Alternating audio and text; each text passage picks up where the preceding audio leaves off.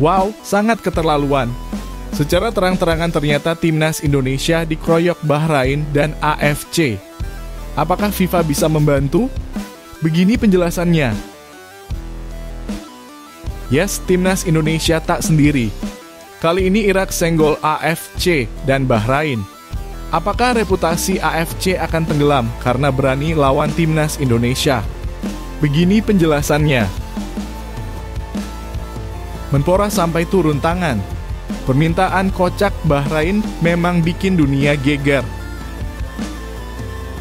Mantap coach. Permintaan Sintayong ke supporter timnas Indonesia setelah dicurangi Bahrain dan kalah lawan Cina. Supporter timnas Indonesia sejati harus dengarkan ini.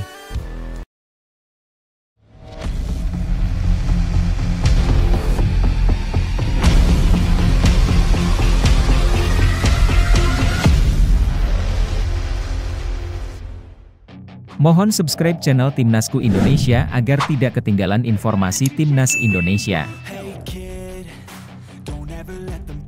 Hikmah kekalahan timnas Indonesia atas Cina.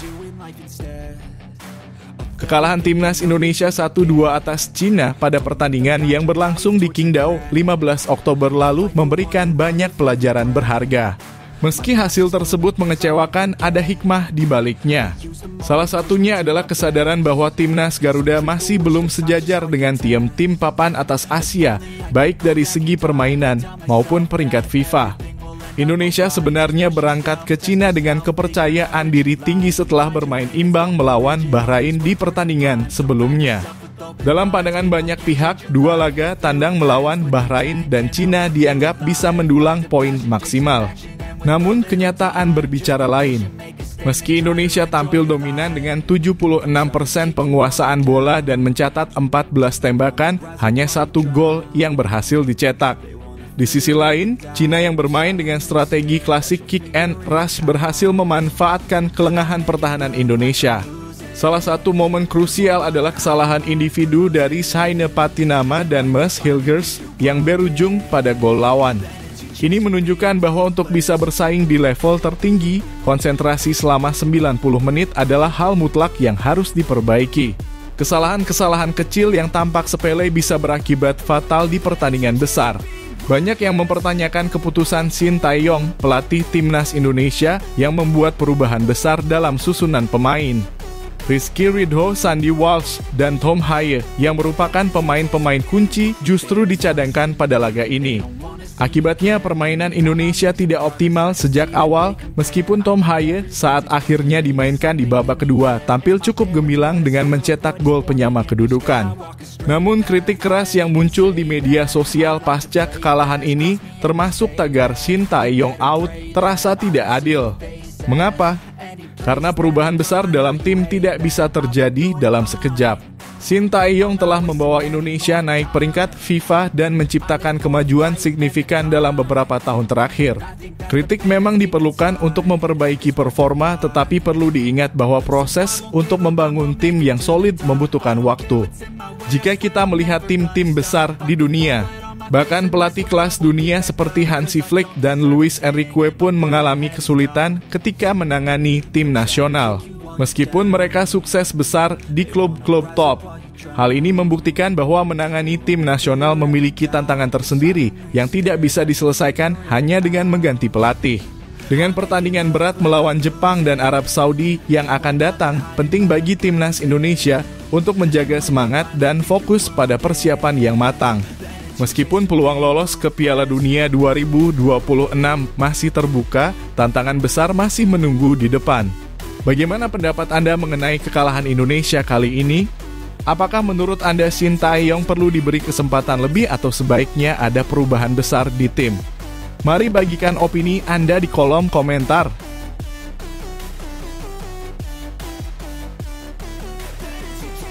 Timnas Indonesia dikeroyok Bahrain dan AFC. Apakah FIFA bisa membantu?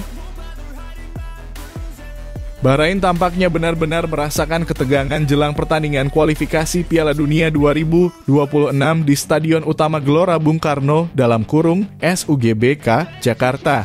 Setelah laga perdana melawan Timnas Indonesia pada 10 Oktober 2024, Bahrain langsung melayangkan protes kepada AFC dan FIFA menyatakan kekhawatiran mereka terhadap keselamatan tim. Isu ini semakin mencuat setelah koreo kreatif supporter Indonesia di stadion 90+6 sama dengan 99 yang dianggap sebagai teror psikologis oleh Bahrain. Mereka bahkan meminta agar pertandingan leg kedua yang seharusnya digelar di Jakarta pada 25 Maret 2025 dipindahkan ke tempat netral dengan alasan keamanan. Tak hanya itu, Bahrain mengklaim mendapatkan serangan dan ancaman melalui media sosial yang semakin mempertegas keengganan mereka bermain di kandang Garuda. Ini menimbulkan pertanyaan, apakah Bahrain benar-benar ketakutan menghadapi atmosfer GBK dan militansi supporter Indonesia? Menpora Dito Aryo Tejo serta PSSI telah menegaskan bahwa keamanan di Indonesia sudah sangat terjamin. PSSI bahkan memberikan jaminan langsung bahwa pertandingan di Jakarta akan berlangsung aman.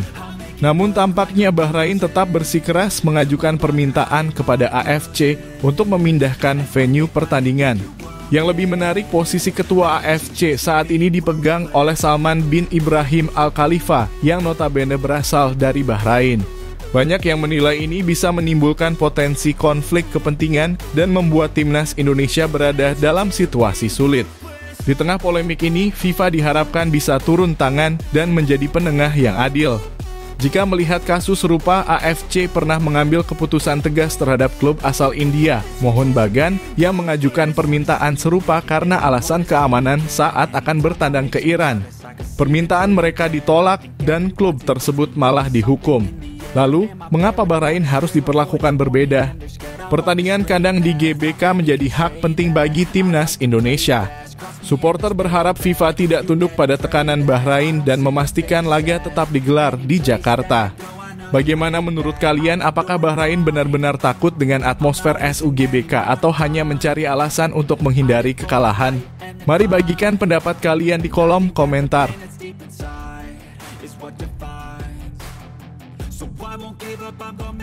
Irak senggol AFC dan Bahrain. Kritikan keras datang dari media Irak setelah AFC merespons cepat permintaan Bahrain untuk memindahkan venue pertandingan kualifikasi Piala Dunia 2026 melawan Indonesia dari Jakarta. Laga yang seharusnya digelar di Stadion Utama Gelora Bung Karno (SUGBK) pada 25 Maret 2025 kini terancam dipindahkan ke tempat netral sesuai permintaan Federasi Sepak Bola Bahrain (BFA). Keputusan Bahrain meminta venue dipindahkan dianggap mengejutkan. BFA mengajukan permohonan tersebut dengan alasan keselamatan pemain mereka setelah terjadi serangan siber dari beberapa netizen Indonesia.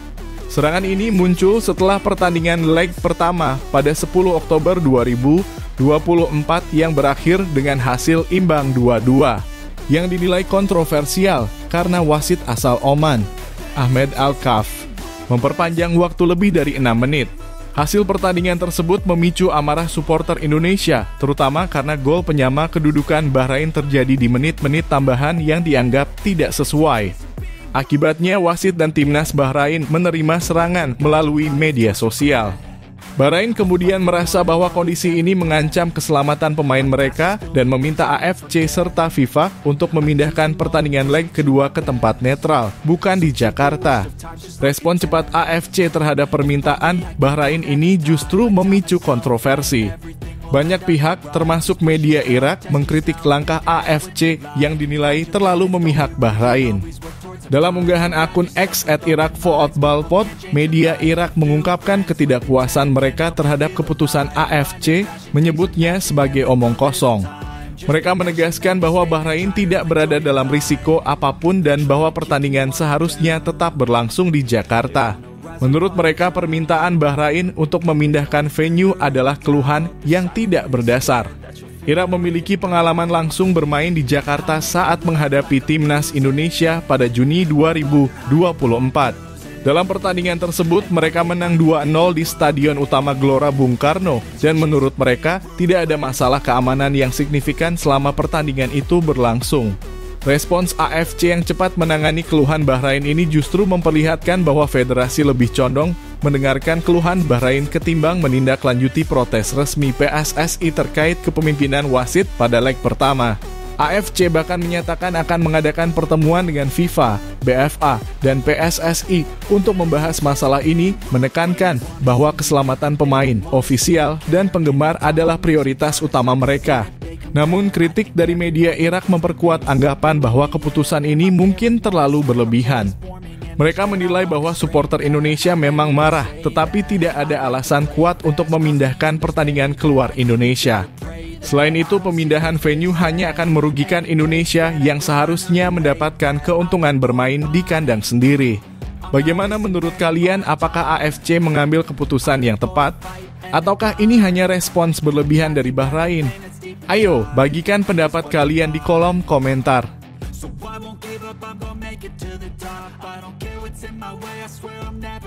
Shin Tae-yong minta supporter timnas Indonesia seperti ini. Shin Tae-yong dalam kurung STY telah menjadi sorotan sejak mulai melatih timnas Indonesia pada Desember 2019.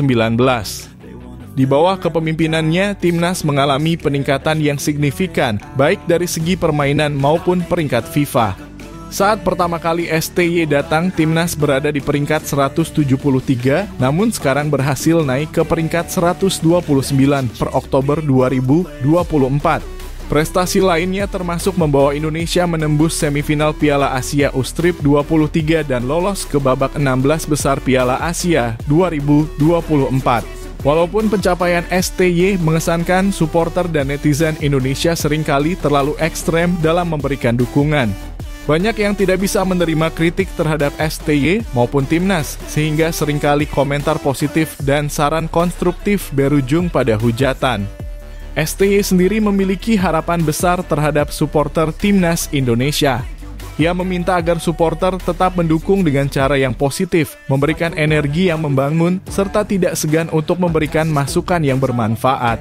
Baginya, kritik yang membangun adalah bagian penting dari perkembangan tim. Ia menekankan bahwa setiap tim pasti memiliki kelemahan, dan dengan kritik yang baik, kelemahan tersebut bisa diperbaiki. Di sisi lain, banyak pihak, termasuk mantan pemain timnas, merasa bahwa situasi ini sudah mengkhawatirkan. Mereka seringkali mendapat serangan di media sosial hanya karena memberikan pendapat. Hal ini tentu tidak sehat, baik bagi timnas maupun supporter itu sendiri. Maka dari itu, bagaimana menurut kalian, apakah supporter timnas Indonesia sudah memberikan dukungan yang cukup baik? Apakah kritik membangun seharusnya diutamakan? Yuk, tulis pendapat kalian di kolom komentar.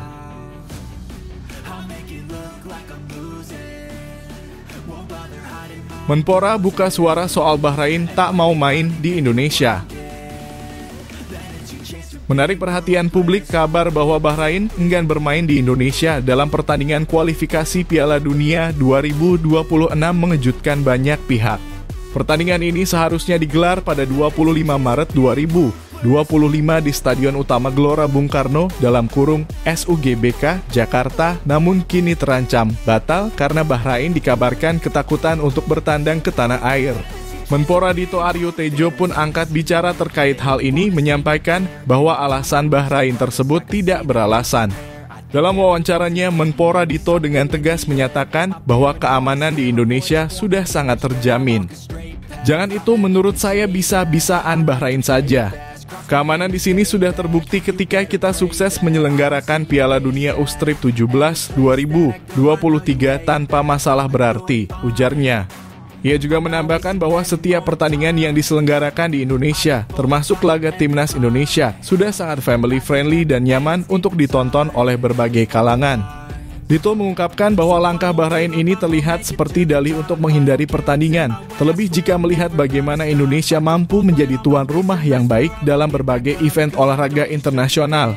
Seharusnya jika mereka tidak mau datang dengan alasan yang tidak jelas, timnas Indonesia bisa dinyatakan menang WO dalam kurung walkover, tegas Menpora.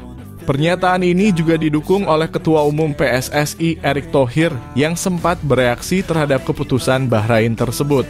Kekhawatiran Bahrain ini tentu menimbulkan tanda tanya besar bagi para pendukung timnas Garuda.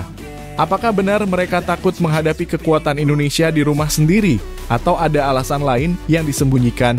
Menpora berharap agar AFC dalam kurung Konfederasi Sepak Bola Asia mengambil langkah tegas terhadap situasi ini dan memberikan kemenangan WO kepada Indonesia jika Bahrain tetap bersikeras untuk tidak datang. Di kalangan netizen, kabar ini memicu perdebatan panas. Banyak yang mendukung pernyataan Menpora, sementara yang lain merasa penasaran dengan alasan sebenarnya di balik penolakan Bahrain. Bagaimana pendapatmu? Apakah Bahrain benar-benar takut menghadapi timnas di kandang kita?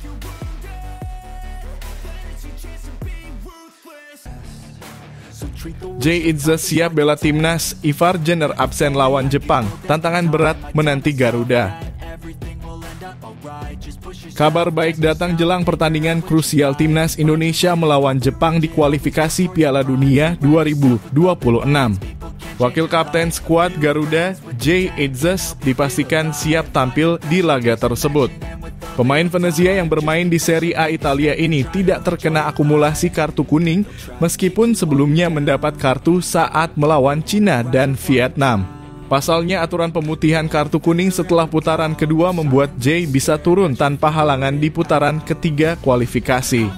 Jay Itzes mengungkapkan rasa syukurnya kepada para supporter melalui media sosial.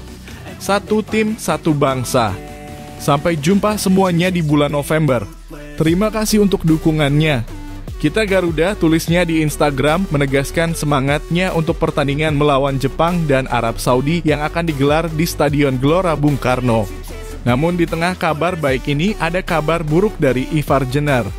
Gelandang timnas Indonesia tersebut harus absen karena terkena akumulasi kartu kuning saat melawan Bahrain dan Cina. Ketidakhadiran Jenner jelas menjadi pukulan bagi skuad Garuda yang akan menghadapi lawan berat di kandang sendiri. Jepang dan Arab Saudi dikenal memiliki kualitas tim yang jauh di atas Indonesia, sehingga kedua laga ini akan menjadi ujian berat bagi timnas. Meski begitu, harapan tetap tinggi. Dukungan supporter setia dan keberadaan pemain seperti Jay Itzes yang selalu berjuang penuh semangat menjadi kekuatan tambahan bagi Garuda. Laga melawan Jepang dan Arab Saudi di bulan November ini diprediksi akan penuh emosi dan tensi tinggi. Mampukah Indonesia meraih hasil positif meski menghadapi dua raksasa sepak bola Asia? Bagaimana pendapat kalian? Apakah absennya Ivar Jenner akan berpengaruh besar? Dan sejauh mana Jay Itzes mampu membawa timnas Indonesia bersaing dengan tim sekelas Jepang dan Arab Saudi? Yuk, tulis pendapat kalian di kolom komentar.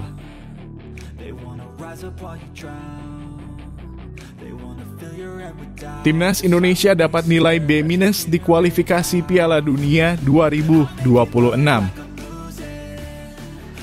Penampilan timnas Indonesia dalam dua pertandingan kualifikasi Piala Dunia 2026 periode Oktober mendapatkan penilaian yang beragam. Dalam laga melawan Bahrain pada 10 Oktober 2024, Indonesia hanya mampu bermain imbang tanpa gol. Sementara itu dalam pertandingan kedua pada 15 Oktober, skuad Garuda harus menelan kekalahan 1-2 dari Cina. Hasil ini mengecewakan karena Indonesia gagal mencapai target 6 poin yang diharapkan dari dua pertandingan tersebut. Akibatnya, timnas Indonesia hanya mengoleksi 1 poin dari dua laga penting ini yang membuat mereka tertahan di papan tengah grup C. Menyusul hasil tersebut, beberapa pengamat sepak bola memberikan penilaian terhadap performa timnas. Pengamat asal Malaysia, Faiz Gurun dan Kes Sundaresan, menilai bahwa performa Indonesia layak mendapatkan nilai B-. Penilaian ini meskipun bukan yang terburuk, menyoroti beberapa aspek penting yang harus diperbaiki oleh tim asuhan pelatih Shin Tae-yong.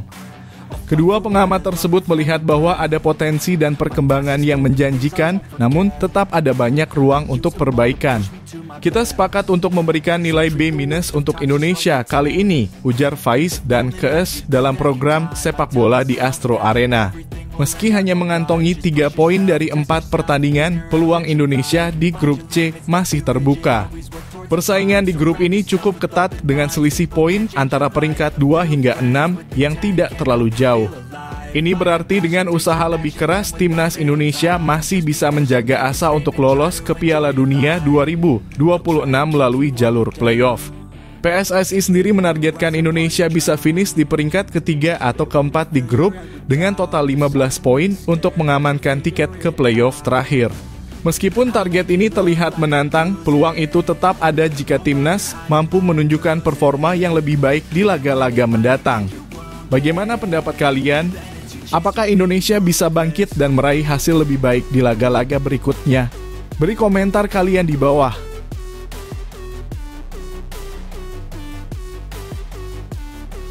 Performa Mas Hilgers di mata Shin Tae-yong. Debut Mas Hilgers bersama timnas Indonesia dalam laga kualifikasi Piala Dunia 2026 menjadi salah satu sorotan penting, khususnya di mata pelatih Shin Tae-yong. Pemain FC Twente tersebut baru saja resmi menjadi warga negara Indonesia dalam kurung WNI pada akhir September 2024 sehingga laga melawan Bahrain pada 10 Oktober menjadi penampilan perdananya di skuad Garuda. Dalam pertandingan melawan Bahrain, penampilan Mas Hilgers langsung mendapat perhatian besar dari para pecinta sepak bola Indonesia. Sebagian menilai Hilgers belum mampu tampil maksimal, terlihat dari beberapa momen di lapangan di mana dia dianggap masih mencari ritme permainannya. Namun banyak juga yang memuji kemampuannya beradaptasi dengan cepat meskipun baru pertama kali bermain bersama timnas. Penilaian beragam ini tentunya menarik untuk dibahas. Shin Tae-yong sendiri memberikan pandangan positif terhadap penampilan Hilgers. Pelatih asal Korea Selatan ini menyebut bahwa Mas menunjukkan performa yang cukup baik dalam debutnya meskipun hasil pertandingan berakhir imbang 0-0. Namun, saat melawan Cina pada 15 Oktober, Hilgers hanya bermain selama satu babak. Keputusan Shin untuk menarik Hilgers keluar di babak kedua memunculkan banyak tanda tanya di kalangan netizen. Shin akhirnya mengungkapkan bahwa Mas mengalami cedera kaki yang memaksanya untuk diganti. Shin juga menegaskan bahwa secara keseluruhan, performa Mas Hilgers cukup menjanjikan, terutama untuk laga-laga mendatang. Meski begitu, cedera yang dialaminya saat melawan Cina menjadi tantangan tersendiri bagi sang bek. Dengan dua laga krusial melawan Jepang dan Arab Saudi di depan mata, akankah Mas Hilgers mampu bangkit dan membantu timnas Indonesia meraih hasil positif? Apakah menurut kalian Mas sudah menunjukkan potensi terbaiknya atau masih perlu waktu untuk beradaptasi? Yuk, tulis pendapat kalian di kolom komentar.